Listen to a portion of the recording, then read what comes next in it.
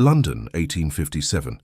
The chandeliers of Pembroke House blazed with the light of 100 candles, casting a golden glow upon the cream-coloured walls of the grand ballroom.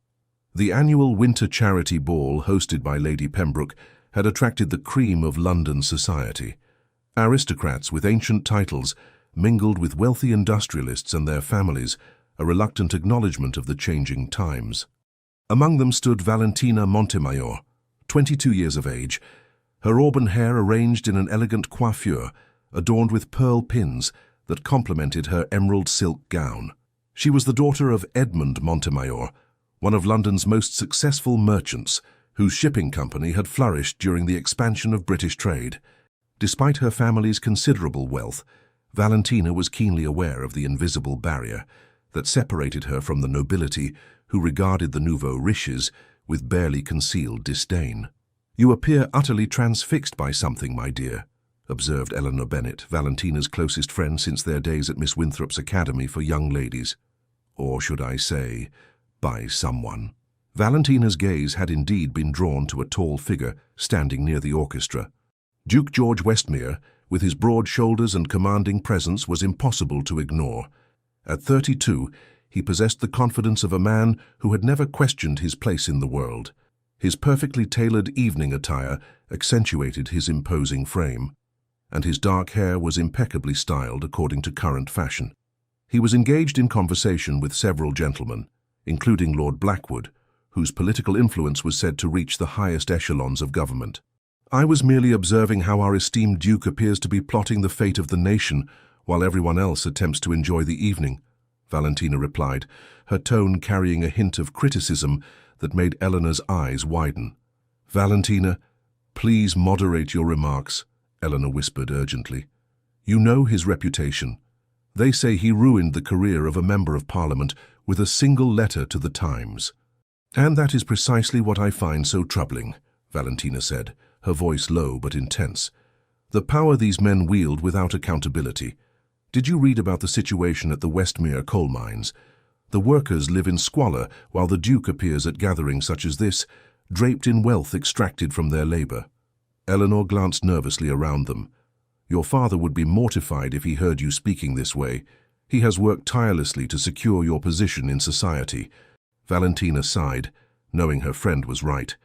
Her father had indeed built their fortune through decades of shrewd business acumen, and her mother had spent years cultivating the social connections necessary for the Montemayors to be accepted in London's elite circles. Yet Valentina could not silence the voice inside her that questioned the rigid hierarchies and injustices she observed. Her thoughts were interrupted by the approach of Charlotte Pembroke, the daughter of their hostess. "Valentina, Eleanor, you must come quickly. Lady Hale is about to announce the beneficiaries of tonight's charity collection." The three young women made their way through the crowd to where a small platform had been erected for announcements. Lady Pembroke stood there alongside Lady Hale, the formidable widow who chaired the Ladies' Benevolent Society.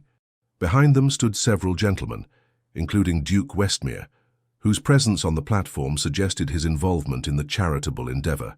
Lady Hale stepped forward, her voice carrying across the now hushed ballroom. "Distinguished guests, we are pleased to announce that tonight's generosity will benefit the East London Orphanage and Hospital Fund." Polite applause rippled through the assembly. "Furthermore," Lady Hale continued, "we are deeply grateful to His Grace the Duke of Westmere, who has graciously agreed to match the evening's contributions from his personal accounts." This announcement drew more enthusiastic applause, and Valentina noticed the approving nods directed toward the Duke. She observed his expression, not one of compassion or genuine concern, but the calculated smile of a man aware of the social capital his gesture would accrue. The Duke stepped forward to say a few words. "It is our duty to provide for those less fortunate, particularly the children who represent England's future. The East London Orphanage ensures these children receive proper Christian education and training for useful occupations, rather than falling into idleness and vice." Something in his tone, the condescension, the suggestion that poverty was somehow a moral failing, ignited a spark of indignation within Valentina. Before she could check herself, she found her voice rising above the murmurs of agreement. "And what of the children in your coal-mining towns, Your Grace? Do they not deserve the same concern?" A shocked silence fell over the ballroom. Eleanor clutched Valentina's arm in horror, but it was too late.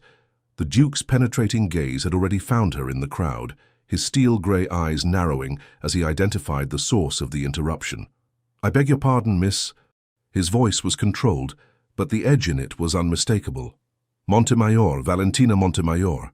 She stood her ground, ignoring the scandalized whispers erupting around her. "Reports indicate that children as young as 6 labor in your mines in Northumberland. Perhaps charity might begin within your own dominion." The Duke's jaw tightened visibly. "Miss Montemayor, I was unaware that the daughters of merchants had become authorities on estate management. Perhaps your father should devote more attention to your education in appropriate feminine accomplishments, rather than allowing you to read inflammatory pamphlets." The insult was delivered with such cutting precision that several ladies gasped. Valentina felt her cheeks burn, but she refused to wilt under his gaze. "I assure you, Your Grace, my education has been quite thorough enough to recognize hypocrisy when confronted with it." The tension in the room was palpable. Lady Pembroke stepped forward hastily, attempting to defuse the situation. "Let us proceed to the dining room. The feast awaits our enjoyment." As the uncomfortable crowd began to disperse, the Duke descended from the platform and approached Valentina directly. The guests parted before him like the Red Sea. Eleanor had already been pulled away by her alarmed mother, leaving Valentina to face the Duke's wrath alone. He stopped before her, close enough that she could detect the faint scent of sandalwood and tobacco that clung to his evening clothes. When he spoke, his voice was low enough that only she could hear. "Miss Montemayor, your behavior this evening confirms what many have long suspected about the nouveau riche. Money, it seems, cannot purchase manners or wisdom. You have the untamed tongue and impulsive nature that would bring shame upon any respectable household. You are not fit to be a wife, let alone a lady of consequence in this society." The words struck her with the force of a physical blow. Before she could formulate a response, he had turned on his heel and walked away, leaving her standing alone amidst whispers and stares. Valentina's father appeared at her side moments later, his expression a mixture of confusion and concern. "What has happened?" "Lady Harrington just informed me that you publicly challenged the Duke of Westmere." "Father, I merely asked a question about the conditions in his mines," Valentina said, though she knew her words had been far more pointed than a simple inquiry. Edmund Montemayor ran a hand over his face. "Valentina, do you understand what you have done? The Duke is not merely an aristocrat. He has the ear of ministers and influence in Parliament. Our shipping contracts could be affected, so we are to remain silent about injustice for the sake of business?" she asked, the hurt evident in her voice. Her father sighed deeply. "The world operates according to certain rules, my dear. I had hoped you would learn to navigate them, not challenge them so brazenly." He offered his arm. "Come, we must make our apologies to Lady Pembroke and depart before further damage is done." As they made their way toward their hostess, Valentina caught sight of the Duke once more. He was engaged in conversation with Lord Blackwood and another gentleman she recognized as Sir William Clark, a prominent banker. Their eyes met briefly across the room, and the contempt in his gaze was unmistakable. Little did she know that this confrontation would set in motion events that would irrevocably alter both their lives, binding their fates together in ways neither could possibly imagine. The consequences of Valentina's confrontation with the Duke were swift and far-reaching. Within a week, invitations that had previously flowed freely to the Montemayor household dwindled to a trickle. Doors that had once been open began to close, as rumor spread that the Duke of Westmere had been gravely offended. "I understand Lady Harrington has struck your name from the guest list for her spring garden party," said Eleanor during a quiet visit to the Montemayor home. She sat across from Valentina in the morning room, her expression sympathetic but tinged with apprehension. "Mother says it would be unwise to openly associate with you at present, though she allowed me this visit as we have been friends for so long." Valentina set down her teacup with careful precision. "Then I am to be ostracized for speaking an uncomfortable truth." Eleanor leaned forward, lowering her voice despite the fact that they were alone. "It is not merely that, Valentina. There are rumors that the Duke has made inquiries about your father's business dealings." A chill ran through Valentina. She had feared her impulsive words might have consequences for her family, but to hear it confirmed was distressing. What sort of inquiries? "I know not the details," Eleanor replied, "only that Sir William Clark was overheard mentioning a review of loans extended to shipping enterprises. Your father's name was specifically mentioned." Valentina felt the blood drain from her face. Her father had recently invested heavily in 2 new vessels, expenditures that required substantial financial backing. If that support were to be withdrawn, her contemplation was interrupted by the arrival of the butler. "Miss Montemayor, your father requests your presence in his study immediately." Excusing herself from Eleanor's company, Valentina made her way to her father's sanctuary, a handsomely appointed room lined with leather-bound books and maritime maps. Edmond Montemayor sat behind his mahogany desk, a letter in his hand and a grave expression on his face. "Close the door, Valentina," he said quietly. She did as instructed, then stood before him, hands clasped at her waist.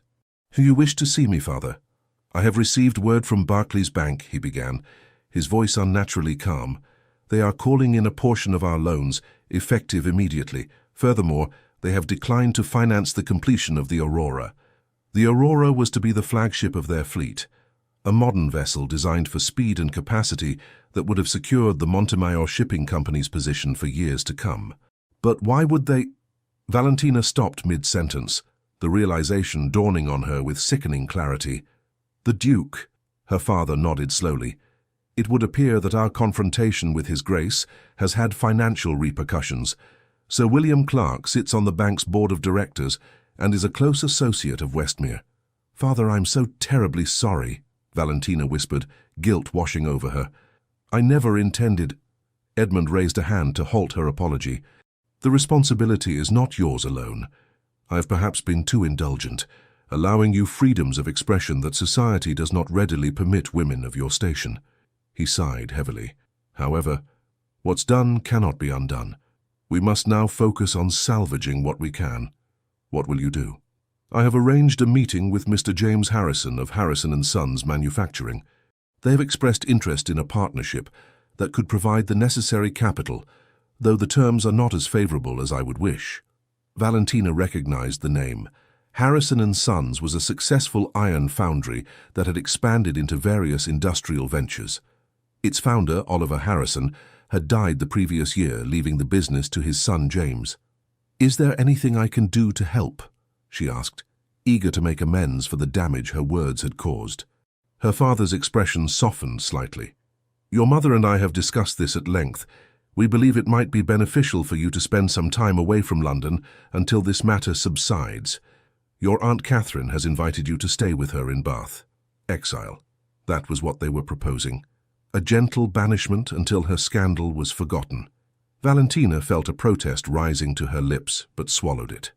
She had caused enough difficulty for her family already. "I understand," she said quietly. "When am I to leave?" "At the end of the week. The arrangements have already been made." 3 days later, as Valentina supervised the packing of her trunks, a visitor was announced. To her surprise, it was James Harrison himself who was shown into the drawing room. He was not what she had expected. Rather than the dour industrialist she had imagined, James Harrison was a man of perhaps 35 years, tall and broad-shouldered, with intelligent hazel eyes and light brown hair. His attire was fashionable, but not ostentatious, and he carried himself with the confidence of a man comfortable in his own skin. "Miss Montemayor," he said, bowing slightly. "I apologize for calling without proper introduction, but I hope to speak with you before your departure for Bath." Valentina indicated that he should take a seat. "You are acquainted with my travel plans, Mr. Harrison?" "Your father mentioned them when we discussed our business arrangements yesterday," he explained, settling into an armchair. "I must confess, your name was already familiar to me before that meeting." "Oh?" Valentina raised an eyebrow, suspecting another reference to her confrontation with the Duke. Harrison smiled, a genuine expression that reached his eyes. "Indeed. I was in attendance at Lady Pembroke's ball, though we were not formally introduced. I witnessed your exchange with the Duke of Westmere." Valentina felt her cheeks warm with embarrassment. "It seems I have become notorious." "I would use the word courageous, Miss Montemayor," Harrison replied, surprising her. "Few would dare question a man of Westmere's standing, particularly on a matter so close to his financial interests." She studied him carefully. "You do not share the general opinion that I was impudent and improper." On the contrary, I found your observations about the mining conditions quite astute. My own company has implemented significant improvements in our foundries after reports of similar concerns. He leaned forward slightly. Which is why I wish to speak with you directly. I don't understand. Harrison's expression grew more serious. Your father's financial predicament. It is no coincidence that it follows your confrontation with the Duke. Westmere has a reputation for eliminating perceived threats, typically through economic means. And you know this how? Because my late father found himself in a similar position 3 years ago when he opposed the Duke's attempt to monopolize railway contracts in the north. Harrison's voice carried a hint of old anger. The difference is that we were financially secure enough to weather the storm. Your father's company, with its recent expansions, is more vulnerable. Valentina felt a chill at his words. Why are you telling me this, Mr. Harrison? Because I believe in fair play, Miss Montemayor, and what the Duke is doing is anything but fair. He reached into his coat and withdrew a folded newspaper. Have you seen today's edition of the Chronicle? She shook her head, accepting the paper from him. Unfolding it, she found a small article on the 3rd page. The headline read, Questions raised about conditions in Northumberland mines. The reporter does not mention you by name, Harrison said as she quickly scanned the article, but he references concerns raised in London society about the treatment of workers and child labourers in mines owned by a prominent peer of the realm. Valentina looked up from the paper, her mind racing. The Duke will know the source of these concerns. Undoubtedly, Harrison agreed, and he will not be pleased. However, this presents an opportunity. An opportunity for what? For justice, Miss Montemayor. Harrison's eyes gleamed with determination. The Duke has long used his influence to silence critics and manipulate markets to his advantage, but even he must bow to public opinion if it becomes strong enough. Valentina set the newspaper aside, considering his words carefully. What exactly are you proposing, Mr. Harrison? A coalition of sorts. There are others in our circle, industrialists, merchants, even some progressive members of the aristocracy, who have grown weary of Westmere's tactics. What we lack is a catalyst, a focal point for our discontent. His gaze was direct and unwavering. Your confrontation with the Duke could be that catalyst. You wish to use me as a figurehead for your opposition to the Duke? Valentina asked, uncertain whether to be flattered or offended. Harrison shook his head. Not a figurehead, Miss Montemayor, an ally. Your words at the ball demonstrated not only courage but insight. The public concerns about child labor and workers' conditions are growing. With the right approach, we could effect genuine change, and perhaps curb some of the Duke's more excessive powers in the process. The proposition was both frightening and exhilarating. Valentina had never imagined her impulsive challenge to the Duke might lead to something more substantial than social ostracism. My father's business would be protected, Harrison assured her. The partnership I've proposed includes provisions that would shield Montemayor Shipping from further financial attacks. Additionally, I have connections at Merchants Bank who would be willing to refinance your father's loans on favorable terms. Valentina rose and walked to the window, her mind working furiously. What Harrison proposed was not without risk, yet it offered a path that aligned with her principles. I am scheduled to leave for Bath the day after tomorrow, she said finally, turning back to face him. Harrison nodded. I understand the need to remove yourself from London society temporarily. However, Bath has its own social circles, including several influential families sympathetic to our cause. Your presence there could be advantageous. You suggest I continue this one campaign against the Duke from Bath? I suggest you consider all options before deciding on a course of action, Harrison replied diplomatically. Take time to reflect in Bath. I shall write to you with more specific proposals once you are settled. As he rose to depart, Valentina was struck by a sudden thought. Mr. Harrison, why would you risk the Duke's displeasure by aligning yourself with me and my family? Harrison paused, his expression somber. My father died believing that men like Westmere represented the worst aspects of our class system. Power without accountability, wealth without compassion. I share that belief. He offered a small smile. Besides, Miss Montemayor, I have always found it wise to stand on the side of those with both courage and conscience. You appear to possess an abundance of both. After Harrison's departure, Valentina sat alone in the drawing room, the newspaper still open before her. For the first time since the disastrous ball, she felt something other than regret and anxiety. Perhaps her impulsive words had not been in vain after all. Unknown to her, at that very moment across London, the Duke of Westmere was reading the same newspaper article, his face darkening with rage as he immediately connected the printed concerns to the auburn-haired woman who had dared to challenge him publicly. "Blackwood," he said to his friend who sat opposite him in the study of Westmere House, "it seems Miss Montemayor requires a more decisive response than mere social exclusion." Lord Blackwood glanced at the article. "A trifling piece buried on page 3. Hardly worth your attention, George." The Duke's fingers drummed against the arm of his chair. "Today it is page 3. Tomorrow it could be page 1. I will not have my affairs scrutinized by the daughter of a merchant, regardless of how wealthy her father may be. What do you propose?" "I believe it's time I paid a visit to my estates in Northumberland," the Duke replied, his tone deceptively casual. "The local magistrate is in need of guidance regarding the enforcement of certain laws, and perhaps while there, I shall review the operations of the mines personally." Blackwood raised an eyebrow. "You intend to address the concerns raised in this article?" "I intend to ensure that no further concerns can be raised," the Duke corrected him, his steel-grey eyes cold with determination. "Miss Montemayor has presumed to interfere in matters far beyond her understanding.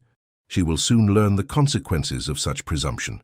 What neither the Duke nor Valentina could foresee was that their separate journeys, hers to Bath and his to Northumberland, would set them on a collision course that would transform them both in ways neither could imagine.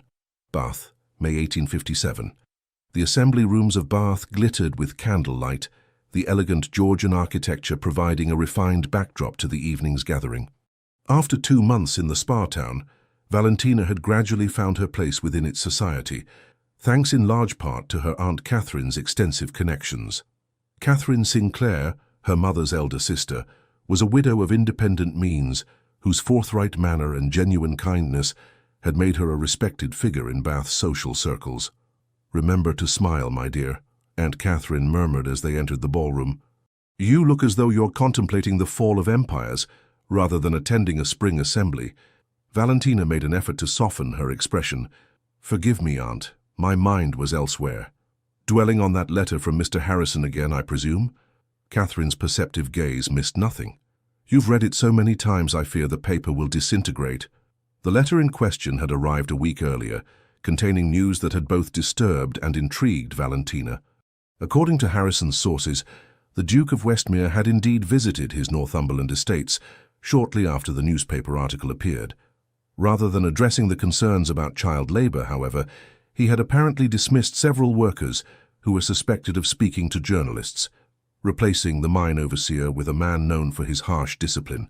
"His actions only confirm the truth of my accusations," Valentina had told her aunt after sharing the contents of the letter. "He seeks to silence criticism rather than remedy injustice." Catherine had listened thoughtfully before responding. "Perhaps. Or perhaps you have glimpsed only one facet of a complex situation. The Duke's responsibilities extend beyond a single mine or a handful of workers. His decisions affect thousands who depend upon his estates for their livelihood." "You defend him?" Valentina had asked, surprised. "I counsel perspective," her aunt had corrected. "I have lived long enough to know that few men are entirely villains or heroes. Even the most seemingly callous actions may stem from motives we cannot fully comprehend." These words returned to Valentina now as she surveyed the assembly room. Bath society was less rigid than London's, with a greater mix of landed gentry, professional men, and prosperous merchants. Here her family's background raised fewer eyebrows, and the scandal of her confrontation with the Duke was distant enough to be more intriguing than damning. "Miss Montemayor," a familiar voice greeted her, drawing her from her thoughts. "You appear in excellent spirits this evening." Dr. Edward Blackwell stood before her, his kind face brightened by a genuine smile. He was a physician of good reputation who had studied in Edinburgh and returned to establish a practice in his native Bath. At 40, he was unmarried, but not, as local gossip assured her, for lack of opportunities. His devotion to his patients and his progressive views on medical care had made him a frequent visitor to Catherine Sinclair's home, where Valentina had come to value his thoughtful conversation. "Dr. Blackwell," she acknowledged with a small curtsy. "I am well, thank you. And you? Not too exhausted from your rounds to enjoy the evening's entertainment?" "I find good company rejuvenating," he replied, then turned to include Catherine in his greeting. "Mrs. Sinclair, you look most elegant tonight." As they exchanged pleasantries, Valentina noticed a stir at the entrance to the ballroom. Heads turned and whispers rippled through the assembly. Following the direction of the collective gaze, she felt her heart stutter in her chest. Duke George Westmere stood in the doorway, his commanding presence causing a momentary hush before the buzz of conversation resumed at a higher pitch. He was accompanied by a striking woman whom Valentina recognized as Lady Caroline Ravenswood, a wealthy widow whose family connections were impeccable. The Duke's attendance at a Bath assembly was unexpected enough to cause a sensation. His appearance with Lady Caroline sparked immediate speculation. "Well," murmured Aunt Catherine, "this is a surprise.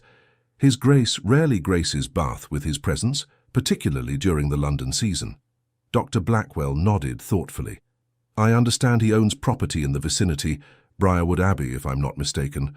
Perhaps he is conducting business in the area." Valentina remained silent, a knot forming in her stomach as she watched the Duke and his companion being greeted effusively by their hosts.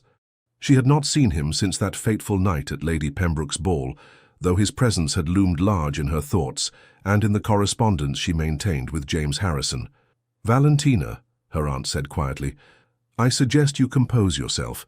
Your expression would curdle cream."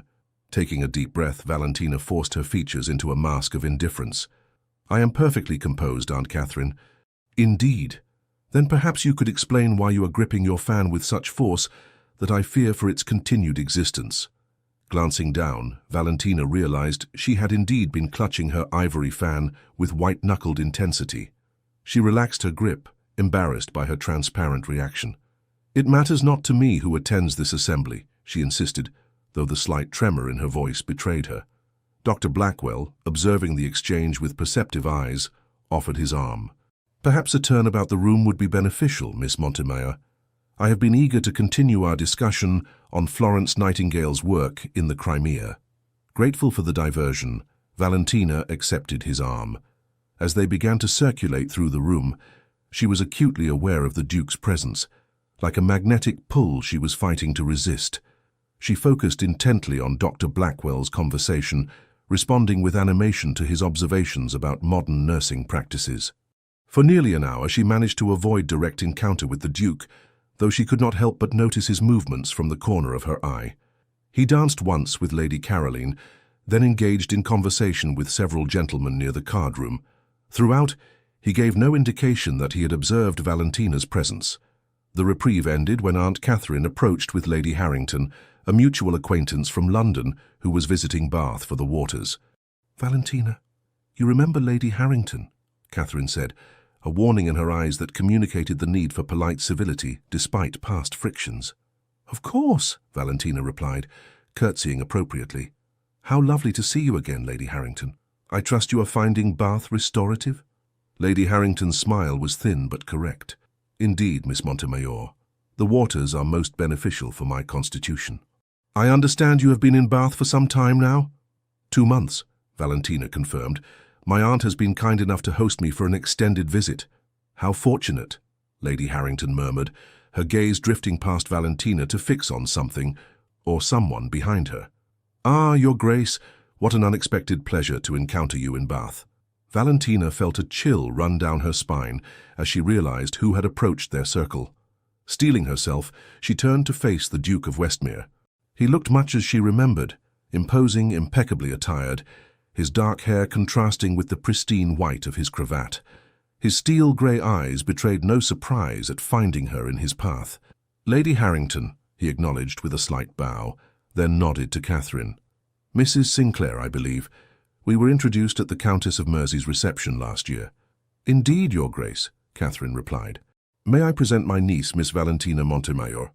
The Duke's gaze finally settled on Valentina, his expression unreadable. "Miss Montemayor and I are already acquainted," he said, his tone neutral, "though I was unaware she had connections in Bath. My aunt has been most generous in introducing me to local society." Valentina said, amazed at the steadiness of her own voice. An awkward silence threatened to descend, but Catherine smoothly intervened.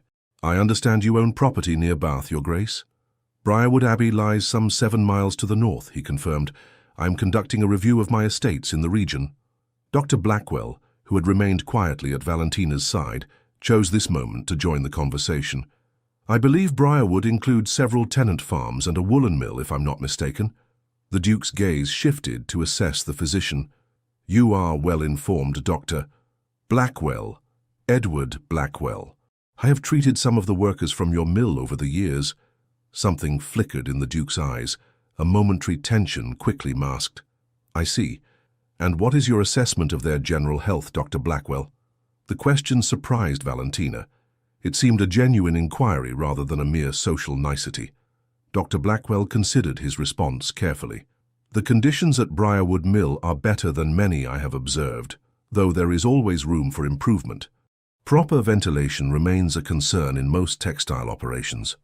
The Duke nodded thoughtfully. An issue that has been brought to my attention by my steward. I intend to inspect the facilities personally tomorrow. A hands-on approach to estate management is commendable, Valentina found herself saying, unable to resist the opportunity to engage. Do you apply similar personal oversight to all your holdings, Your Grace? The challenge in her question was subtle, but unmistakable. The Duke's expression hardened almost imperceptibly before he responded. I endeavour to fulfill my responsibilities to all who depend upon my estates, Miss Montemayor, a concept that might be difficult to grasp for those whose experience extends only to drawing-room discussions of social theory. The barb was delivered with such polished civility that Lady Harrington, not catching the undercurrent, smiled approvingly. Catherine and Dr. Blackwell, however, exchanged a concerned glance. Theory and practice need not be mutually exclusive, Valentina countered. Indeed, the most effective improvements often arise when observation informs understanding, and understanding guides action. For a moment, the Duke seemed taken aback by her response, not angry but perhaps reassessing. Before he could reply, however, the orchestra began the opening notes of a quadrille. I believe this is our dance, Miss Montemayor, Dr. Blackwell said quickly, offering his arm. Grateful for the escape, Valentina allowed him to lead her toward the dance floor. As they took their positions, she risked a glance back to find the Duke still watching her, an inscrutable expression on his face.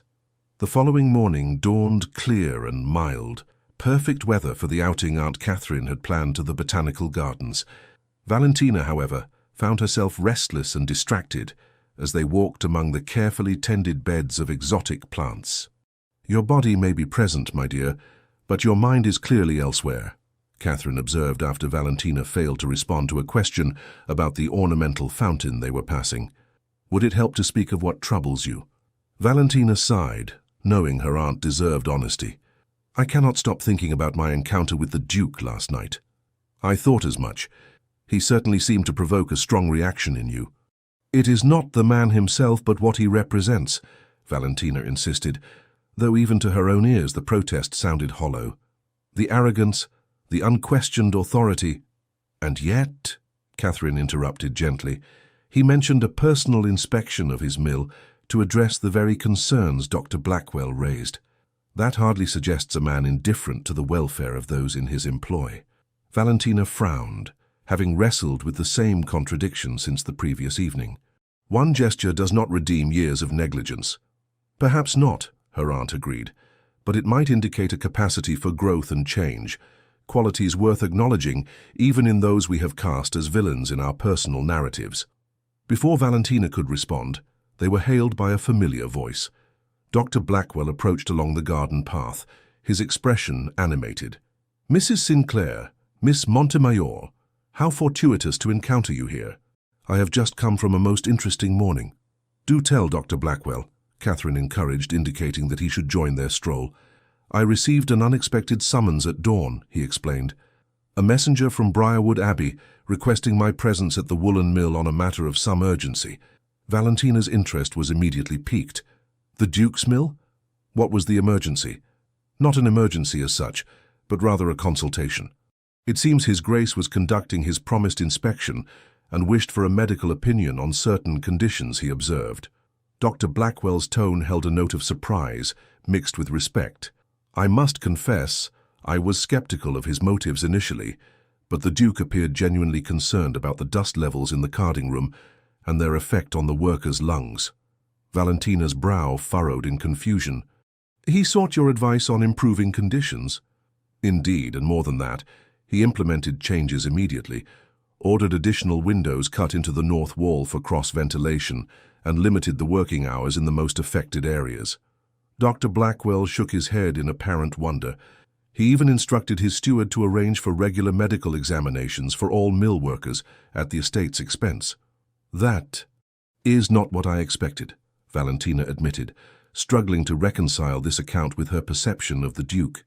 Catherine gave her a knowing look. As I suggested, people are rarely as one-dimensional as we might prefer to believe. There's more, Dr. Blackwell continued. When I mentioned the cases of respiratory ailments I've treated among the mill children, he seemed genuinely disturbed. By midday he had issued orders that no child under 12 is to be employed in the dusty sections of the mill, and those between 12 and 15 are to divide their time between work and schooling. Valentina felt oddly unsettled by this information. The Duke's actions contradicted the callous aristocrat she had constructed in her mind, the man who had dismissed her as unfit to be a wife, who had allegedly punished workers in Northumberland for speaking out. Did His Grace happen to mention his recent visit to his northern mines? She asked carefully. Dr. Blackwell nodded. As a matter of fact, he did. It appears the newspaper article that caused such a stir in London prompted his journey to Northumberland. According to the Duke, he found conditions there significantly worse than reported and has implemented similar reforms, though he mentioned resistance from the local overseer, whom he subsequently replaced. Catherine raised an eyebrow at Valentina, perhaps not quite the vindictive action Mr. Harrison's letter suggested. Valentina felt her certainties beginning to crumble. I don't understand. If the Duke is indeed concerned with the welfare of his workers, why did he react with such hostility to my questions at Lady Pembroke's ball? That, said a deep voice from behind them, is a fair question, Miss Montemayor. The three turned in surprise to find Duke George Westmere himself, standing a few paces away, having apparently overheard their conversation. He wore riding clothes, his tall boots slightly dusty as if he had just dismounted. Your Grace, Catherine acknowledged with a curtsy, recovering first from the surprise. What an unexpected pleasure. The Duke bowed formally. Mrs. Sinclair, Dr. Blackwell. His gaze then settled on Valentina. Miss Montemayor, might I request a moment of your time? With your aunt's permission, of course. Catherine glanced at her niece, silently asking if she wished for this conversation. After a moment's hesitation, Valentina nodded slightly. Dr. Blackwell was just describing to me a fascinating species of orchid near the conservatory, Catherine said smoothly.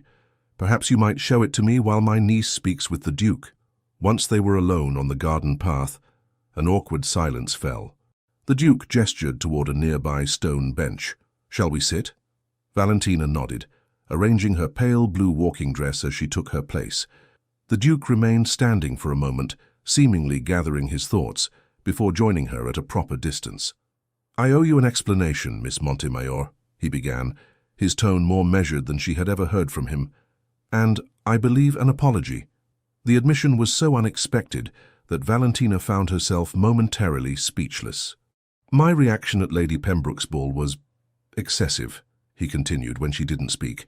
While your manner of address was perhaps unconventional, the substance of your concerns was not without merit. Then why respond with such dismissive cruelty? Valentina asked, finding her voice at last. The Duke's jaw tightened, but his response was thoughtful rather than defensive. Pride, primarily. I am unaccustomed to being challenged, particularly in public and by a... He paused, reconsidering his words. By a merchant's daughter? Valentina supplied, a hint of her old fire returning.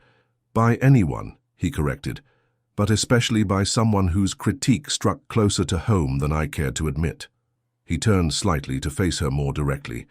The truth, Miss Montemayor, is that I had delegated the management of my northern properties to stewards whom I trusted to maintain the standards I expect. That trust, it appears, was misplaced. So the newspaper article prompted me to investigate personally, he confirmed. What I found was troubling. Conditions had deteriorated significantly since my last inspection 3 years ago. Children as young as you described were indeed working in dangerous situations, contrary to my explicit instructions. Valentina studied his face, searching for signs of dissembling but finding none. His grey eyes held a gravity she had not noticed before, and something else. Perhaps regret. "Doctor, Blackwell mentioned changes you've implemented," she said cautiously. The Duke nodded. "The most egregious issues have been addressed immediately. Longer-term improvements will require more substantial investment, which I have already set in motion." He paused, a shadow crossing his features. "However, I must acknowledge that had you not spoken out, these conditions might have continued indefinitely." The admission clearly cost him something in pride, and Valentina found herself unexpectedly moved by his honesty. "Why tell me this, Your Grace?" she asked quietly. "You could have made these changes silently, without acknowledging my role." "Because integrity demands honesty, Miss Montemayor," he replied simply. "And because I wish to make amends for my words that night." His expression grew somber. "I said things that were unjust and unkind. You are not unfit to be a wife. On the contrary, your concern for others and your courage in expressing that concern are qualities that any man of sense would value." The apology, so unexpected and direct, left Valentina momentarily flustered. She looked down at her gloved hands, gathering her composure before responding. "I appreciate your candor, Your Grace, and I must acknowledge that my approach that evening was perhaps more confrontational than necessary. My passion for justice sometimes overshadows my discretion." A faint smile touched the Duke's lips, the first genuine smile she had ever seen from him, a quality I am beginning to understand, if not yet fully appreciate. Something shifted between them in that moment, not forgiveness exactly, but a recognition of complexity on both sides that made forgiveness possible. "I understand from Mr. Harrison that my actions had consequences for your family's business," the Duke said after a pause. "Another wrong I wish to rectify." Valentina straightened, her pride reasserting itself. "We require no charity, Your Grace." "I offer none," he replied evenly. "Merely the removal of artificial obstacles I helped create. Sir William Clark has already been instructed to reassess the loans to Montemayor Shipping on their financial merits alone. I believe your father will find the terms more favorable upon his next meeting with the bank." Before Valentina could formulate a response, a commotion near the garden entrance caught their attention. A rider had arrived in some haste and was now speaking urgently to a groundskeeper while pointing in their direction. The Duke rose, instantly alert. Something is amiss. The messenger, spotting them, hurried down the path and came to an abrupt halt before the Duke, touching his cap in hasty respect. "Your Grace, urgent news from Briarwood Mill. There's been an accident, a fire in the east wing. Mr. Patterson sent me to find you immediately." The Duke's face paled. "Casualties?" "Several injured, Your Grace. The fire is contained, but the medical help is insufficient." Without hesitation, the Duke turned to Valentina. "Please convey my apologies to your aunt. I must return to the mill at once." "Wait," Valentina said, rising quickly.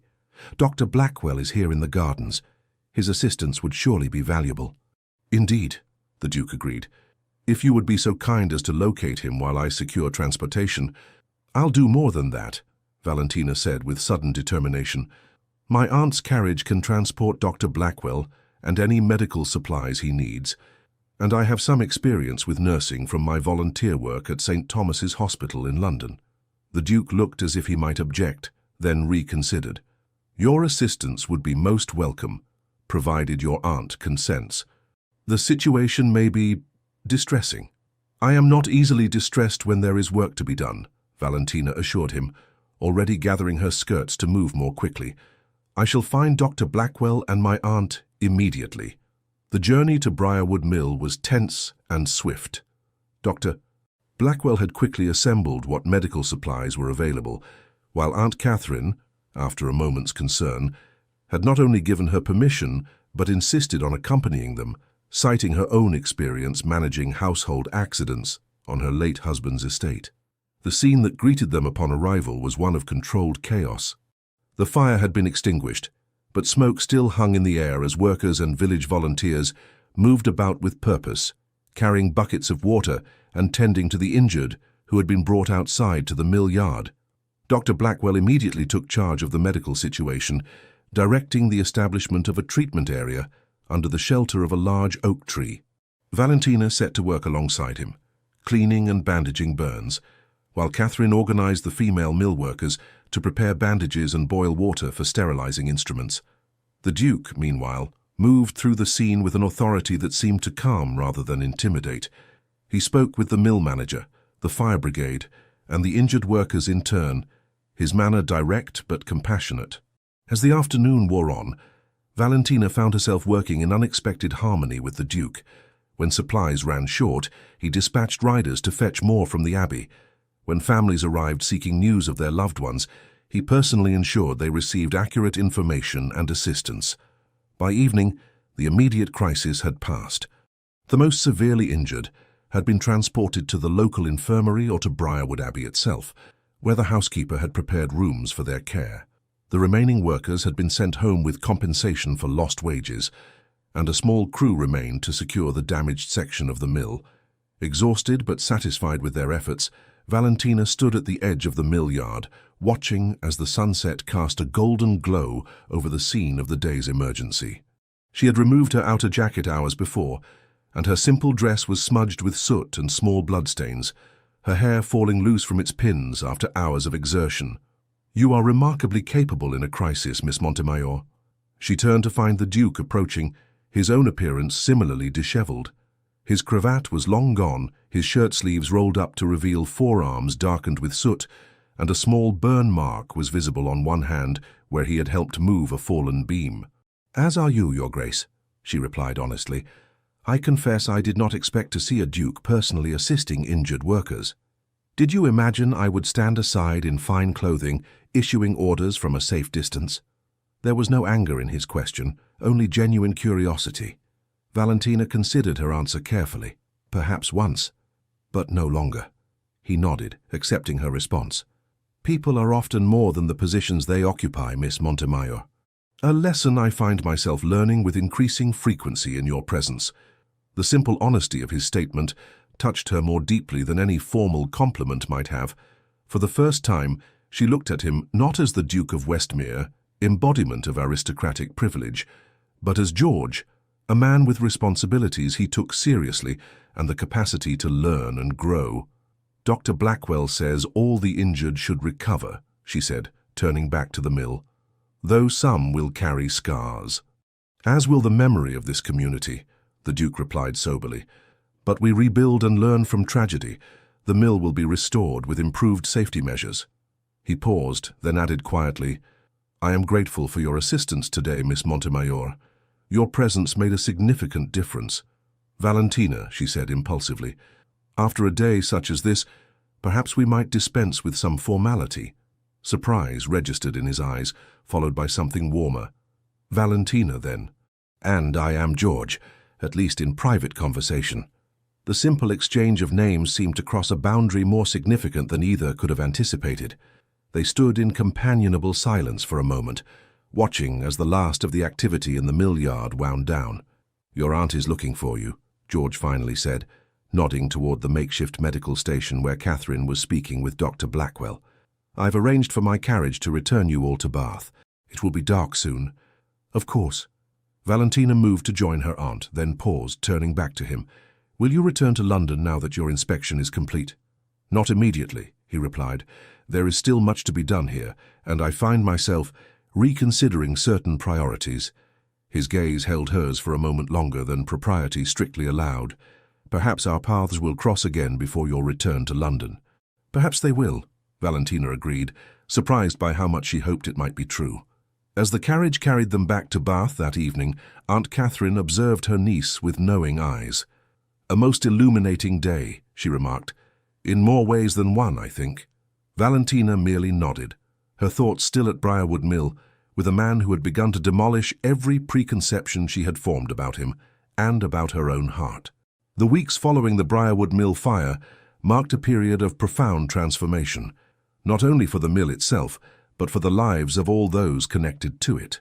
True to his word, the Duke had immediately begun reconstruction with enhanced safety features, establishing a fund to support the injured workers and their families during their recovery. Word of these actions spread quickly through Bath society, altering perceptions of a man previously known primarily for his wealth and influence rather than his character. Even more remarkable to local observers was the Duke's continued presence in the area as he took personal interest in the restoration efforts, instead of delegating to subordinates as might have been expected. For Valentina, this time brought a different kind of transformation, an internal reconciliation of the man she had first encountered in London with the one she was coming to know in Bath. Their paths crossed with increasing frequency, at the assembly rooms, where he now acknowledged her with genuine warmth, at Dr. Blackwell's small hospital, where they both visited recovering mill workers, and occasionally in the pump room where morning gatherings allowed for conversation that gradually evolved from cautious civility to something approaching friendship. "You seem remarkably content for someone who was effectively exiled to Bath as punishment," observed Eleanor Bennet, who had arrived for a visit 3 weeks after the mill fire. They were taking tea in Aunt Catherine's drawing room, the windows open to admit the gentle summer breeze. "Exile has proven more educational than punitive," Valentina replied with a small smile. "Bath society is less rigid than London's, allowing for discussions beyond the usual topics of fashion and marriage prospects." Eleanor studied her friend carefully. "And does the Duke of Westmere's continued presence in Bath contribute to this educational experience?" Valentina felt a warmth rise to her cheeks. "His Grace has shown himself to be more complex than I initially judged." "So I've gathered from your letters," Eleanor said, setting down her teacup, "though I must confess I find it difficult to reconcile the man who publicly humiliated you in London with this paragon of reform and compassion you now describe." "Not a paragon," Valentina corrected. "A man capable of growth and change and willing to acknowledge error, which is rarer still among those of his station. And handsome besides," Eleanor added with a mischievous glint in her eye, "a quality you've neglected to mention in your correspondence." Valentina busied herself with rearranging the tea things. "His appearance is immaterial to his character." "Of course," Eleanor agreed, clearly unconvinced.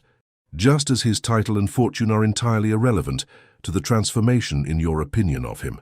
"You are impossible," Valentina sighed, though without rancor. "If you must know, we have established a cordial understanding based on shared concerns for the welfare of those dependent on his estates. Nothing more."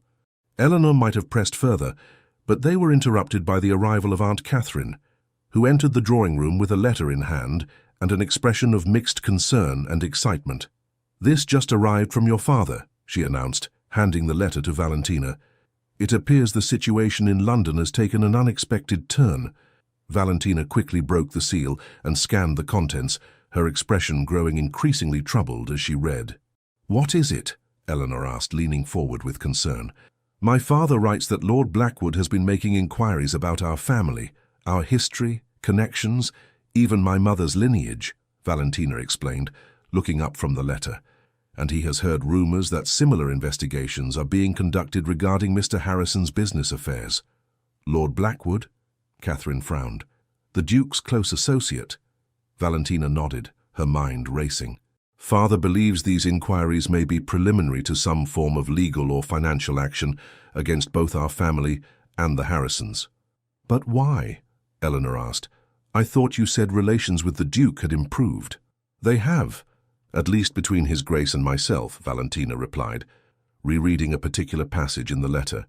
"But my father also mentions that there are whispers of a possible merger between Harrison's manufacturing interests and Montemayor Shipping, which would create a formidable commercial entity." Catherine's expression cleared slightly. "Ah, and such a merger might be perceived as a challenge to certain aristocratic business interests, including, perhaps, the Duke's." "Precisely," Valentina confirmed, a knot forming in her stomach. Had she misjudged George after all? Was his apparent transformation merely a calculated strategy to gain her confidence while he worked against her family's interests through his friend Lord Blackwood?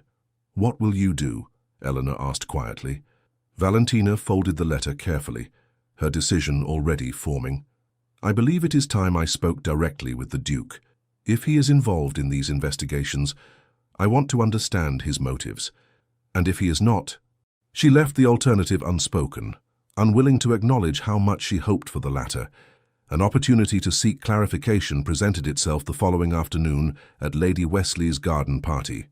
The event, held in the expansive grounds of Wesley Manor, just outside Bath, had drawn most of the local society and several visitors from London, including Lord Blackwood himself, a coincidence that heightened Valentina's determination to discover the truth. She spotted the Duke almost immediately upon arrival, engaged in conversation with their hostess, near a magnificent fountain that formed the centerpiece of the formal gardens. He was impeccably dressed as always, his tall figure distinguished even among the fashionable crowd. When his gaze met hers across the lawn, she thought she detected a warmth that made her momentary suspicions seem foolish. Yet her father's letter demanded investigation. It was nearly an hour before she managed to speak with him privately, finding him alone near a secluded section of the garden where Lady Wesley's renowned rose collection was displayed to particular advantage. "Your Grace," she greeted him formally, conscious of distant observers. "Miss Montemayor," he returned with a slight bow. "I had begun to think you were avoiding my company today." "Not avoiding," she corrected, "merely waiting for an appropriate moment to discuss a matter of some delicacy." His expression grew more serious. "I am at your disposal. Perhaps we might walk among the roses. They provide a pleasant backdrop for even difficult conversations." As they strolled side by side, maintaining a proper distance though closer than strict propriety might dictate, Valentina considered how to broach the subject tactfully. "I received a letter from my father yesterday," she began finally. "I trust Mr. Montemayor is well?" the Duke inquired. "He is in good health, yes. However, he writes with concerns that involve you or at least your close associates." She glanced at him, gauging his reaction. "Specifically, Lord Blackwood has been making inquiries into our family history and connections." The Duke's step faltered slightly, surprise evident in his features. "Blackwood? You're certain?" "My father's information comes from reliable sources," Valentina confirmed. "Similar investigations are apparently being conducted regarding the Harrison family and their business affairs." They had stopped walking now, standing amidst blooming roses, whose sweet fragrance seemed at odds with the tension of their conversation. "I know nothing of these inquiries," the Duke said after a moment, his tone grave, "and I certainly did not authorize them." Valentina studied his face, searching for signs of deception, but finding only what appeared to be genuine concern, and perhaps a hint of anger. "Then why would Lord Blackwood take such actions?" she pressed. "He is known to be your closest friend and advisor." The Duke's jaw tightened. "Blackwood acts in what he perceives to be my interests, sometimes without consultation. But in this matter, he operates entirely without my knowledge or approval." He turned to face her more directly. "Miss Montemayor Valentina, you must believe that whatever understanding we have reached these past weeks has been genuine on my part. I would not engage in such duplicity." The earnestness in his voice and the use of her given name in such a public setting, however discreet, convinced her of his sincerity more than any formal protestation might have. "I believe you," she said quietly. "But that leaves the question of Lord Blackwood's motives and what he intends to do with the information he gathers." The Duke's expression darkened. "A question I intend to resolve immediately." He glanced across the garden to where Lord Blackwood stood in conversation with Sir William Clarke. "Blackwood is here today. With your permission, I will confront him directly and put an end to these investigations." "Would it not be more prudent to observe his actions first?" Valentina suggested. "A confrontation might alert him to our awareness without revealing his true purpose." The Duke considered her words, visibly tempering his initial impulse. "A reasonable approach," he conceded, "though patience has never been my particular virtue." "So I have observed," Valentina replied with the hint of a smile. His answering smile transformed his features, softening the aristocratic reserve that had once seemed so forbidding to her. "You have observed much about me, it seems." "As you have about me," she countered gently. A moment of understanding passed between them, an acknowledgement of how far they had travelled from their hostile first encounter. "We should rejoin the gathering," the Duke said finally, offering his arm in a gesture that would be noted by any observant members of the party. "But this evening, I will make inquiries of my own regarding Blackwood's activities. You have my word that I will discover his intentions and ensure no harm comes to your family's interests." Valentina hesitated only briefly before placing her hand lightly on his arm. "Thank you, Your Grace." "George," he reminded her quietly, "at least between us."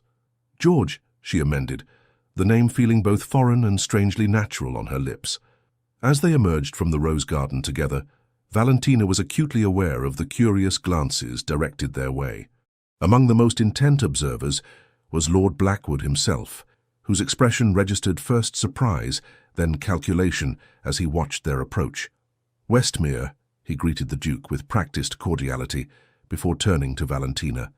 "Miss Montemayor, what an unexpected pleasure to see you in Bath."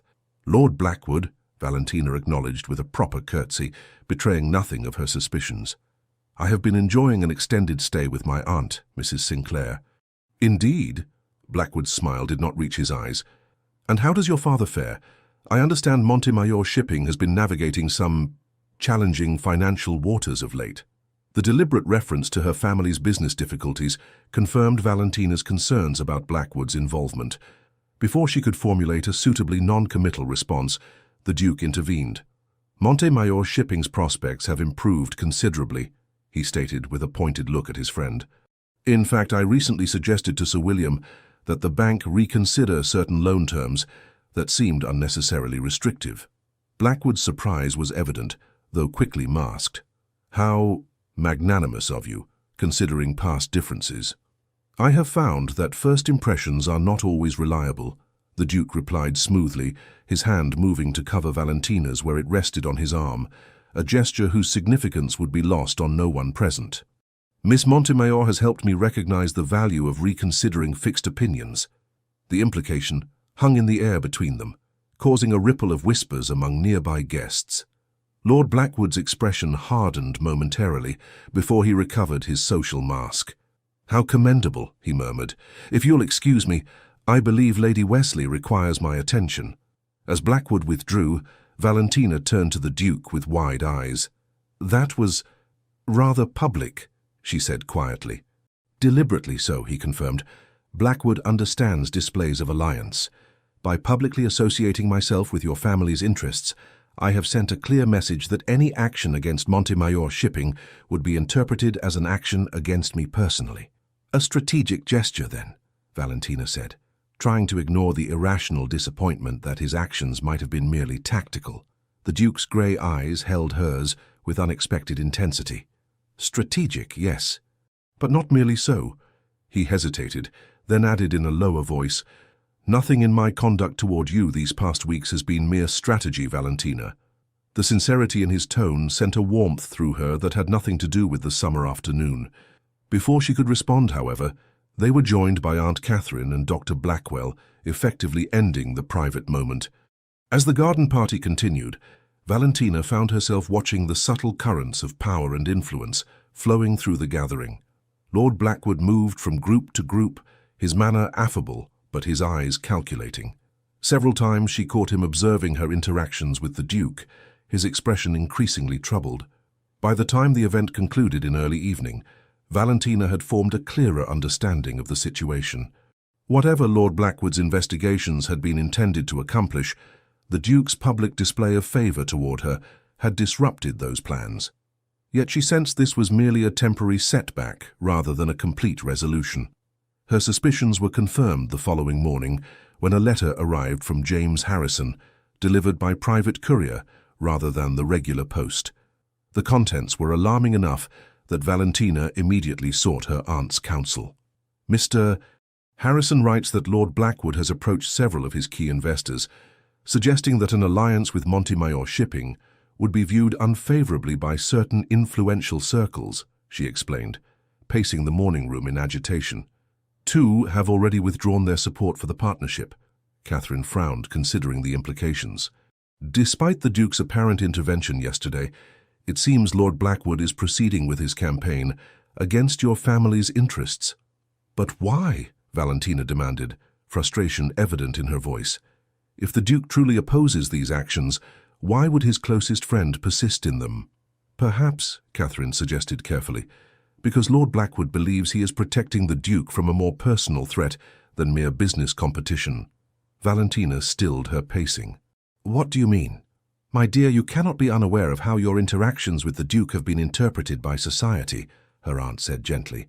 The attention he has shown you, particularly yesterday at Lady Wesley's, it has sparked considerable speculation. Speculation that I might have designs on his title and fortune, Valentina concluded, a bitter edge to her voice. Precisely the narrative Lord Blackwood would be motivated to prevent, Catherine confirmed. Particularly if he believes the Duke's judgment has been compromised by personal sentiment. The implication was clear, though Valentina scarcely dared acknowledge it even to herself. Could George's feelings toward her have evolved so dramatically? And if so, was Lord Blackwood's interference motivated by a desire to protect his friend from what he perceived as an unsuitable attachment? I must speak with the Duke, she decided, moving toward the writing desk. A note requesting an urgent meeting. She was interrupted by the arrival of the butler, who announced with some surprise, His Grace, the Duke of Westmere, is requesting an immediate audience, madam. Catherine raised an eyebrow at this breach of morning calling etiquette. Show him into the drawing-room, Phillips. We shall join him directly. The Duke was standing by the window when they entered, his posture tense and his expression grave. He bowed formally to Catherine before addressing Valentina. Forgive the impropriety of this early call, he said without preamble, but matters have developed that require immediate discussion. We have just received concerning news ourselves, Valentina replied, gesturing to Harrison's letter which she still held. It seems Lord Blackwood has moved against Mr. Harrison's investors, despite your intervention yesterday. I am aware, the Duke confirmed grimly. I confronted Blackwood late last night and discovered the extent of his activities. What you may not know is that he has also been circulating certain insinuations about your family's background, specifically questioning your mother's lineage and suggesting that your father's wealth derives from questionable sources. Valentina felt as though she had been struck. That is outrageous. My mother comes from a respectable family of minor gentry in Hampshire, and my father's business has been conducted with absolute integrity for 30 years. I know, the Duke said, his voice softening, which is why I have severed my association with Blackwood, effective immediately. The declaration hung in the air, its significance unmistakable. Lord Blackwood had been the Duke's closest confidant and ally for over a decade. To break with him represented a seismic shift in his allegiances. Your Grace, Catherine said carefully, while we appreciate your support, such a drastic step could have significant consequences for your own position in society. I am well aware of the implications, Mrs. Sinclair, he replied with quiet determination. But I cannot maintain an alliance with a man who would employ such tactics, particularly when directed against— He hesitated, his gaze moving to Valentina. Against those for whom I have developed the highest regard. The restraint in his words only emphasized the depth of feeling behind them. Valentina felt her heart quicken, but practical concerns demanded immediate attention. What of Mr. Harrison's investors? She asked. And the rumors about my family? The damage may already be done. I've taken steps to address both issues, the Duke assured her. Letters have been dispatched to each of Harrison's investors, expressing my personal confidence in the proposed partnership and offering my own financial participation if required. As for the rumors, his expression hardened momentarily. I have made it known in the clearest possible terms that any circulation of such falsehoods will be regarded as a direct insult to me, requiring satisfaction. The implicit threat of a duel, though such affairs were now rare in English society, demonstrated the seriousness with which he viewed the situation. That is most generous, Valentina said, struggling to process the implications of his actions. But I cannot help wondering why you would place yourself in opposition to your oldest friend and ally on behalf of a family you barely know. George looked at her for a long moment, something unspoken but powerful in his gaze. I believe Mrs. Sinclair might permit us a few moments of private conversation, he said finally. Catherine glanced between them, then nodded. I shall be in the morning room should you require anything, she said tactfully, withdrawing and closing the door behind her. Once they were alone, the Duke moved closer to Valentina, close enough that she could detect the now familiar scent of sandalwood and observe the tension in his features. You ask why I would oppose Blackwood on behalf of your family, he began, his voice lower and more intimate than she had ever heard it. The answer is both simple and complex. Simple, because my actions are motivated by feelings I can no longer deny or disguise. Complex because those feelings represent a transformation I could never have anticipated when we first met. Valentina felt her breath catch. Your Grace, George, I'm not certain I understand. Then let me speak plainly, he said, taking her hand in a gesture that crossed the boundaries of propriety. When you challenged me at Lady Pembroke's ball, I responded with arrogance and cruelty, declaring you unfit to be a wife. It was the most profound misjudgment of my life. His thumb traced a gentle pattern on her palm, sending a shiver through her that had nothing to do with fear. In these weeks in Bath, I have discovered a woman of remarkable intelligence, courage, and compassion, he continued. A woman who has challenged me to examine my responsibilities and privileges in ways no one else has dared. A woman who has, quite simply, transformed my understanding of what matters most in this life. Valentina stood perfectly still, scarcely breathing as the meaning of his words became clear. What I am trying to say, with perhaps less eloquence than you deserve, is that I have fallen deeply in love with you, Valentina Montemayor. Against every expectation, against the advice of my oldest friend, against the conventions of society. I love you and wish to make you my wife if you could possibly consider accepting a man who once treated you so abominably. The declaration, so heartfelt and direct, left her momentarily speechless. 1,000 thoughts raced through her mind. The improbability of their journey from enemies to lovers, the social obstacles that still stood between them, the transformative power of their connection. You once said I was not fit to be a wife, she finally managed, her voice barely above a whisper. Words I would give anything to unsay, he replied with genuine remorse. You would bring honor to any title, including Duchess. The question is whether you could love a man who was too blinded by pride to recognize your worth from the beginning. Valentina looked into his eyes and saw vulnerability beneath the aristocratic composure, a fear of rejection that humanized him completely. I believe, she said carefully, that we have both undergone transformations these past months. When we first met, I saw only the Duke, a symbol of privilege and power disconnected from the lives of ordinary people. Now I see George, a man capable of growth, compassion, and extraordinary courage in challenging his own assumptions. Hope flickered in his eyes. And is George someone you could come to care for? Valentina felt a smile bloom across her face as she admitted the truth she had been reluctant to acknowledge even to herself. I already care for him, far more than prudence would advise. Her voice softened. In truth, I believe I have fallen in love with him, though I scarcely dared admit it until this moment. The transformation in his expression was remarkable, the careful reserve giving way to unguarded joy. He raised her hand to his lips in a gesture that, while technically proper, carried an intimacy that made her pulse quicken. You have made me happier than I ever thought possible, he said, his voice husky with emotion. But I must be honest about the challenges we would face. Society will not easily accept our union, regardless of my title or fortune. There will be those who question your motives and others who consider you unsuitable despite all evidence to the contrary. Like Lord Blackwood, she acknowledged. Blackwood is merely the most vocal opponent, George confirmed. There will be others, including members of my own extended family, who place excessive value on ancient bloodlines and inherited status. Valentina considered this soberly. And does their opinion matter to you? Far less than it once did, he admitted.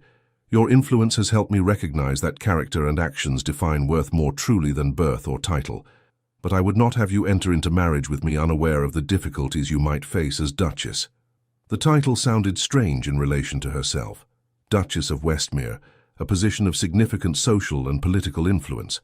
Yet it was not the title that drew her to him, but the man he had revealed himself to be. I have never shied away from challenges, she reminded him with quiet confidence, and I believe we would face them more effectively together than apart. His expression softened with admiration. I have no doubt of that. Your courage continues to humble me. A knock at the door interrupted them, and they stepped apart as Aunt Catherine entered, her expression carefully neutral, though her eyes sparkled with barely suppressed curiosity. Forgive the interruption, she said, but Dr. Blackwell has arrived with news he believes requires immediate attention. The doctor was shown in, his usually calm demeanor visibly disturbed. Your Grace? Miss Montemayor, I've just come from Briarwood Mill. It appears the fire 3 weeks ago may not have been an accident. What? George's posture immediately tensed.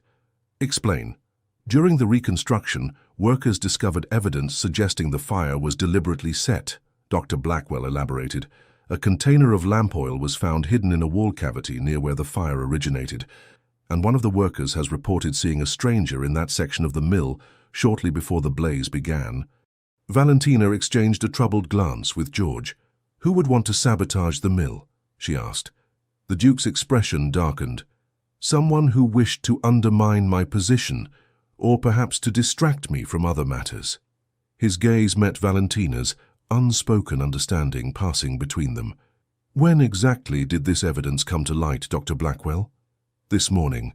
The foreman sent word to the Abbey immediately, but you had already departed for Bath. And who knew of my intended visit to the Sinclair residence this morning? George asked, his tone deceptively casual. Dr. Blackwell frowned in thought.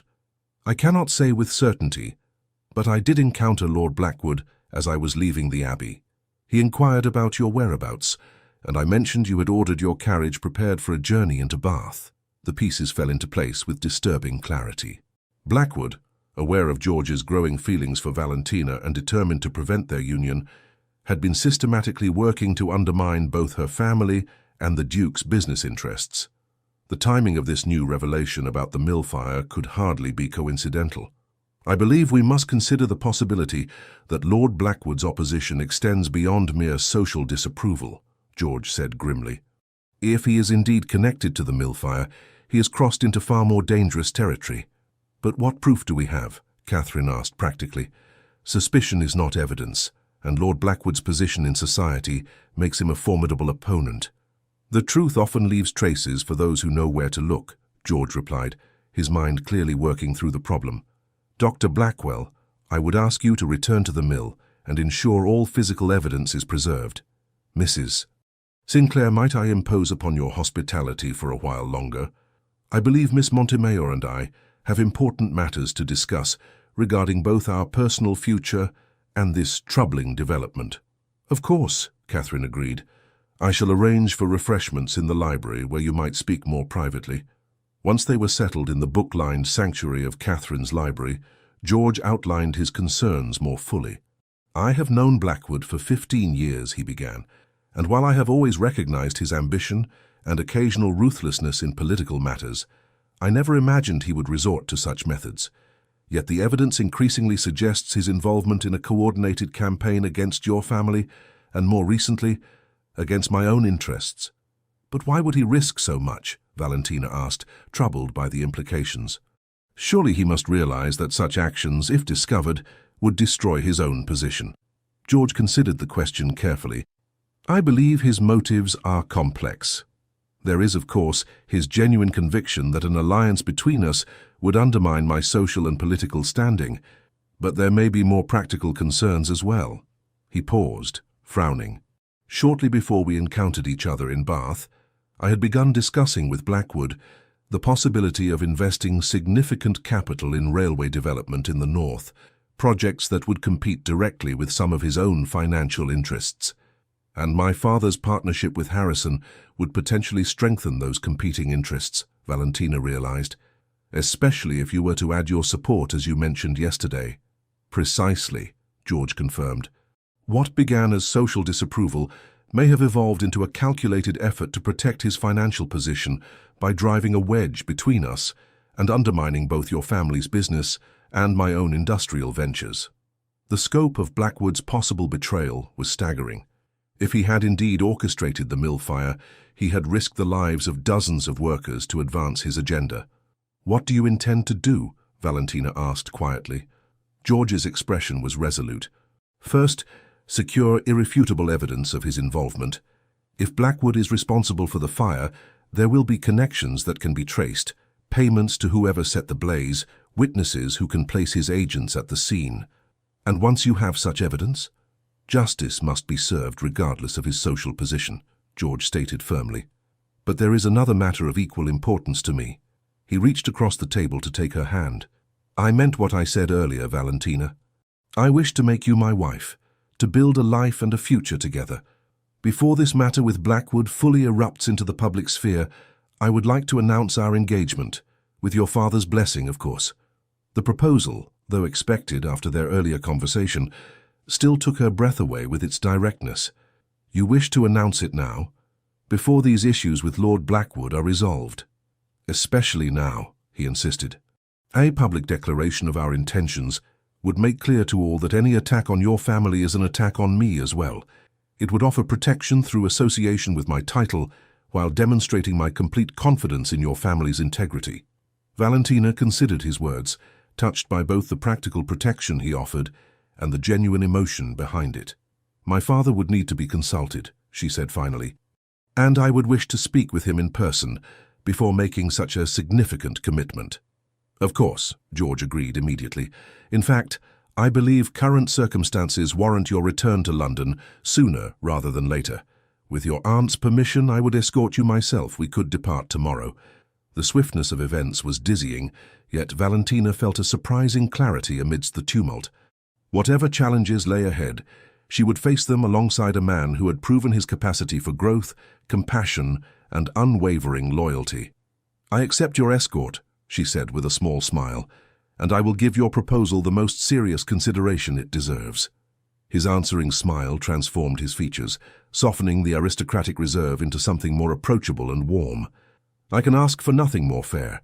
As predicted, Aunt Catherine readily agreed to their plan to return to London, recognizing both the practical necessity and the emotional significance of the journey. Letters were dispatched immediately to inform Edmund Montemayor of their impending arrival and to request accommodations at Westmere House be prepared for the Duke's return. The following morning dawned clear and mild, perfect weather for travel. As Valentina's trunks were being loaded onto the Duke's elegant travelling carriage, Dr. Blackwell arrived with further information from the mill. "We have identified the worker who spotted the stranger before the fire," he reported in the privacy of Catherine's study. "A young man named Thomas Jennings. He claims the individual he saw was well-dressed, not someone who belonged in the mill environment, and appeared to be inspecting the East Wing, where the fire later broke out." "Could he identify this person if seen again?" George asked intently. "He believes so," Dr. Blackwell confirmed. "I've arranged for him to travel to London tomorrow in the company of the mill foreman. They will await your instructions at the Westmere townhouse." "Excellent," George nodded approvingly. "This may prove crucial in establishing Blackwood's involvement, if indeed he is connected to the fire." With these arrangements in place, the farewells were brief but emotional. Aunt Catherine embraced Valentina warmly, whispering, "Follow your heart, my dear. It has proven a wiser guide than convention." The journey to London, though long, passed more quickly than Valentina might have expected. The Duke's carriage was luxuriously appointed, and his conversation made the hours fly by as they discussed everything from literature to social reform to their hopes for the future. By unspoken agreement, they avoided dwelling on the challenges that awaited them in London, choosing instead to strengthen the bond between them through shared ideas and growing understanding. They arrived in London in early evening, the city's familiar bustle both welcoming and slightly overwhelming after the relative tranquility of Bath. The Duke insisted on escorting Valentina directly to her family home before continuing to Westmere House. The Montemayor residence in Belgrave Square, while not as grand as the aristocratic mansions nearby, was an elegant testament to Edmund Montemayor's success. As the carriage drew up to the entrance, the front door opened to reveal Valentina's father waiting anxiously on the threshold. Edmund Montemayor was a tall man, with silver-streaked dark hair and the same expressive eyes as his daughter. His face registered first relief at seeing Valentina, then poorly concealed shock at the identity of her escort. "Father," Valentina said warmly as she embraced him, "may I present His Grace, the Duke of Westmere, who has kindly escorted me from Bath." Edmund bowed formally, his expression guarded. "Your Grace, this is unexpected." "Mr. Montemayor," George acknowledged with a respectful inclination of his head. "I realize my presence may come as a surprise, but I assure you my intentions are honorable and my purpose urgent." Something in his tone caused Edmund to reassess the situation. After a moment's hesitation, he gestured toward the door. "Please come in. My wife will want to greet our daughter, and then perhaps we might speak privately." The reunion with her mother was emotional but brief. Sophia Montemayor, a gentlewoman whose refined manners reflected her genteel upbringing, embraced her daughter tearfully before withdrawing to allow the men their discussion. Valentina, understanding the delicacy of the situation, accompanied her mother to the drawing room while her father led the Duke to his study. "Your father has been beside himself with worry since receiving reports of Lord Blackwood's investigations," Sophia confided, once they were alone. "And now you arrive in the company of the Duke of Westmere. You must tell me everything, Valentina." "It's a rather long story, Mother," Valentina replied with a small smile. "But in essence, the Duke and I have discovered we share more common ground than either of us initially supposed." Sophia studied her daughter's face intently. "There is more than common ground reflected in your expression, my dear." "I recognize that look. It is the same one I wore when your father first courted me, against the wishes of my family who thought a merchant beneath our station." Valentina felt a blush rise to her cheeks. "The circumstances are somewhat reversed in this case, but the heart remains the same," her mother observed wisely.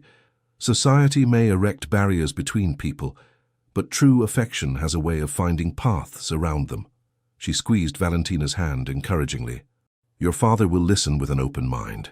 He may have harbored resentment toward the Duke after your confrontation, but he is, above all, a practical man who values character over past grievances." Meanwhile, in the study, George was outlining the situation to Edmund Montemayor with characteristic directness. "I believe Lord Blackwood's investigations into your family are part of a calculated effort to prevent an alliance between myself and your daughter," he explained, declining the offered brandy. "What began as social disapproval has escalated to potentially criminal actions, including possible responsibility for a fire at my woolen mill that endangered many lives." Edmund listened intently, his initial skepticism gradually giving way to concern. "These are serious allegations against a prominent peer, Your Grace." "Indeed, which is why I am gathering evidence before taking formal action," George confirmed. "But there is another matter of equal importance I wish to discuss with you." He straightened, meeting Edmund's gaze directly. "Mr. Montemayor, I have developed the deepest admiration and affection for your daughter during her stay in Bath. With your permission, I wish to ask for her hand in marriage." The request, delivered with such forthright simplicity, momentarily left Edmund speechless. When he recovered, his response was equally direct. "Your Grace, forgive my bluntness, but the last time my daughter encountered you in society, you publicly humiliated her and declared her unfit to be a wife. You then used your influence to create financial difficulties for my business. You will understand if I require some explanation of this transformation in your regard." George accepted the challenge without offense. "You are entirely justified in your concerns, Mr. Montemayor. My behavior at Lady Pembroke's ball was inexcusable, arrogant, cruel, and entirely misjudged. As for the financial pressure that followed, I must take responsibility for setting those events in motion, though the extent of the repercussions exceeded my intentions." He paused, gathering his thoughts. "What I cannot adequately explain in words is the profound effect your daughter has had on my understanding of privilege, responsibility, and human worth. She challenged me to examine my assumptions and actions in ways no one ever has before. In doing so, she revealed qualities of character I have come to value above all others: intelligence, courage, compassion, and unwavering integrity." Edmund studied the Duke's face, searching for signs of insincerity, but finding none. "And the social disparity between your positions? Society will not readily accept such a match." "Society will adapt," George replied with quiet confidence. "As I have, the notion that birth determines worth has lost its hold on me, thanks largely to Valentina's influence. I would rather face social disapproval with her at my side than enjoy universal acceptance without her." The simple honesty of this declaration clearly affected Edmund. After a long moment, he asked, "Does my daughter return your feelings?" "She has indicated that she does, though she wished to speak with you before giving her final answer," George said. "I would not press her for a commitment without your blessing." Edmund nodded slowly, his expression softening. "Valentina has always possessed uncommonly good judgment, despite her occasional impulsiveness. If she has come to care for you as you claim to care for her, I would be a poor father indeed to stand in the way of her happiness." He extended his hand. "You have my conditional blessing, Your Grace, conditional upon my daughter's freely given consent." George accepted the offered hand with evident relief. "I could ask for nothing more fair, Mr. Montemayor." When Valentina was summoned to the study shortly thereafter, she found the two men in unexpectedly amicable conversation. Her father's expression was thoughtful, but not disapproving, while George's contained a barely suppressed elation that made her heart quicken. "Valentina," Edmund began once she was seated, "His Grace has shared with me the events of the past weeks, including the situation with Lord Blackwood and his personal feelings toward you." He paused, studying his daughter's face. "Before I offer any definitive response to his request for your hand, I must know if these feelings are reciprocated." Valentina felt the weight of the moment, the culmination of a journey that had begun with hostility and transformed into something profound and unexpected. Looking from her father to George, she answered with simple honesty, "They are, Father. What began as opposition has evolved into the deepest affection and respect. I love him, not for his title or position, but for the man he has proven himself to be." Edmund nodded, as if her answer confirmed something he had already suspected. "Then you have my blessing, though I caution you both that the path ahead may not be easy." "The worthiest paths rarely are," George replied, his gaze fixed on Valentina, with an intensity that made the rest of the world seem to fade away. With her father's blessing secured, George formally proposed that evening in the Montemayor drawing room, kneeling before Valentina in the traditional manner despite her protests that such formality was unnecessary between them. "Valentina Montemayor," he said, taking her hand in his, "you have transformed my understanding of what matters most in this life. Would you do me the honor of becoming my wife, allowing me the privilege of walking beside you through whatever challenges and joys the future may hold?" "Yes," she replied simply, her voice steady despite the emotions threatening to overwhelm her. "With all my heart, yes." The kiss that sealed their engagement was brief but tender, a promise of deeper intimacy to come, witnessed only by the portraits of Montemayor ancestors who seemed to gaze down with bemused approval at this unexpected turn of events. The days that followed were a whirlwind of activity. Announcements were prepared for the Times and other publications, while George and Edmund collaborated on strategies to counter Lord Blackwood's campaign against both families. James Harrison was summoned to London, bringing with him documentation of the investors who had withdrawn support following Blackwood's interventions. Most significantly, the mill worker Thomas Jennings arrived with the foreman, bringing with him a detailed description of the stranger he had observed before the fire. When shown a series of portraits under the guise of identifying possible mill patrons, Jennings unhesitatingly selected an image of Lord Blackwood's private secretary, a man known to execute his employer's more delicate commissions. This evidence, combined with financial records showing unusual payments from Blackwood's accounts to individuals connected with the mill fire, created a compelling case. Rather than pursuing immediate legal action, however, George opted for a more strategic approach. "A public scandal would damage many beyond Blackwood himself," he explained to Valentina, as they walked in the gardens of Westmere House the day before their engagement was to be announced, including innocent family members and political associates who were unaware of his actions. "What do you propose instead?" she asked, appreciating his consideration of wider consequences. "A private confrontation with irrefutable evidence presented and a choice offered," George replied. "Blackwood can either withdraw permanently from London society, perhaps to his estates in Scotland or to the continent, or face public exposure and potential criminal charges for his role in the mill fire." Valentina considered this approach. "You believe he would accept such terms?" "Blackwood values his reputation and freedom above all else," George confirmed. "Given the evidence we've assembled, I believe he will choose the path that preserves both, even at the cost of his position in London." The confrontation occurred that evening in George's study at Westmere House, with only Edmund Montemayor present as witness. Lord Blackwood arrived confident and slightly condescending, clearly expecting some form of reconciliation following their recent estrangement. His demeanor changed dramatically as George methodically presented the evidence connecting him to both the financial machinations against the Montemayors and the Briarwood Mill fire. By the time George outlined the terms of his offer, immediate and permanent departure from London versus public exposure and prosecution, Blackwood's face had drained of color. "You would do this?" he asked finally, his voice barely audible. "Destroy a 15-year friendship and ally over a merchant's daughter? You destroyed our friendship when you chose to endanger innocent lives at my mill," George replied evenly. "As for Valentina, she will shortly become my wife and the future Duchess of Westmere. Any disrespect toward her or her family will be regarded as a direct insult to me, an insult I will not tolerate from you or anyone else." The finality in his tone left no room for further argument. Lord Blackwood departed within the hour, and by morning, rumours circulated that he had been called away urgently to his Scottish estate due to a family emergency. Within a week, it was understood that he would be taking an extended tour of the continent for his health, a convenient fiction that preserved his dignity while removing him from the sphere of influence he had abused. With this threat neutralized, the announcement of the engagement between Duke George Westmere and Miss Valentina Montemayor appeared in the Times the following day, causing precisely the sensation in London society that George had predicted.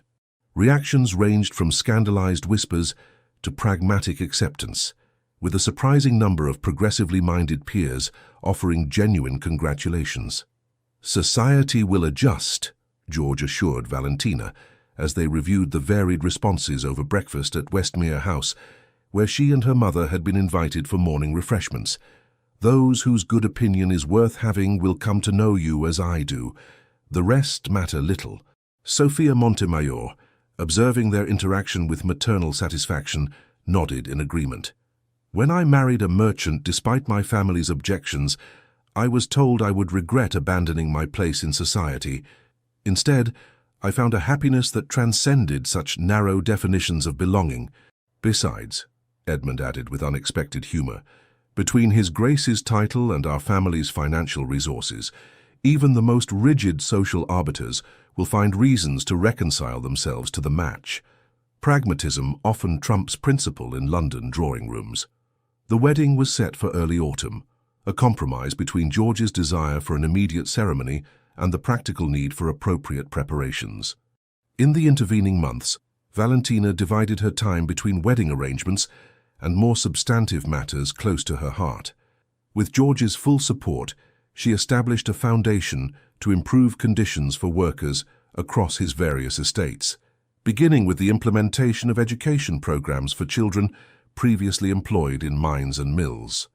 The partnership between Montemayor Shipping and Harrison Manufacturing proceeded as planned, with the Duke's investment strengthening the alliance and creating new opportunities for fair employment practices. On the day of their wedding, St. George's Hanover Square was filled with an eclectic mixture of aristocracy, gentry and prosperous merchants, a visible representation of the bridges their union had begun to build between traditionally separate social spheres. As Valentina walked down the aisle on her father's arm, she caught sight of George waiting at the altar, his expression one of undisguised joy and pride. When the moment came to exchange vows, the Duke departed from tradition by raising her hand to his lips before all assembled, the public acknowledgement of respect and devotion that completed their journey from adversaries to partners.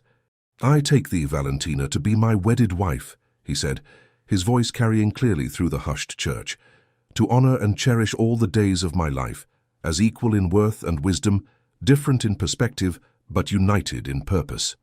The personalized addition to the traditional vows brought tears to Valentina's eyes as she responded in kind, promising to walk beside him as partner and equal in the life they would build together. As they emerged from the church into the autumn sunshine, George paused at the top of the steps, taking both her hands in his and raising them to his lips in a gesture reminiscent of their first tentative connection in the garden at Bath. "From unfit to be a wife to Duchess of Westmere," he murmured for her ears alone, his eyes alight with love and gentle humor. "Perhaps we should both be more cautious about hasty judgments in the future." Valentina laughed, the sound bright with happiness. "Or perhaps we should remember that transformation is always possible, even for the most unlikely of hearts." As they descended the steps to begin their new life together, neither could have predicted the full extent of the transformations their union would inspire, not only in their own lives but in the society they would help reshape through their example of love that transcended the artificial boundaries of class and convention. The end. Dear listener, there are moments in life when we're made to feel we're not enough, not noble enough, not young enough, not quiet enough, not proper enough. But this story reminds us that our true worth lies not in titles or appearances, but in the courage to speak up, to stand tall and to stay true to our convictions. Even when the world turns its back, like Valentina, many of us have been misunderstood or dismissed. And like the Duke, many have needed time and a spark of truth to awaken the best parts of themselves. So tonight, if your heart feels heavy, if your days have been long, please remember, you are seen, you are worthy, and it is never too late for redemption, for change, or for love. Even the coldest seasons end. Even the most guarded hearts can learn to kneel and kiss the hand of the one they once rejected. Sleep peacefully, knowing that everything you've lived through has shaped a soul full of dignity, strength, and beauty. With warmth and gratitude, Legends of the Fall Team. Thank you so much for staying with us until the end. If this story touched your heart, please consider liking, commenting, sharing, and subscribing to our channel. Your support helps us stay motivated to keep telling stories filled with love, redemption, and unforgettable twists. And remember, at the end of this video, you'll see another suggested story from our channel. Click on it and get ready to be surprised, moved, and inspired once again.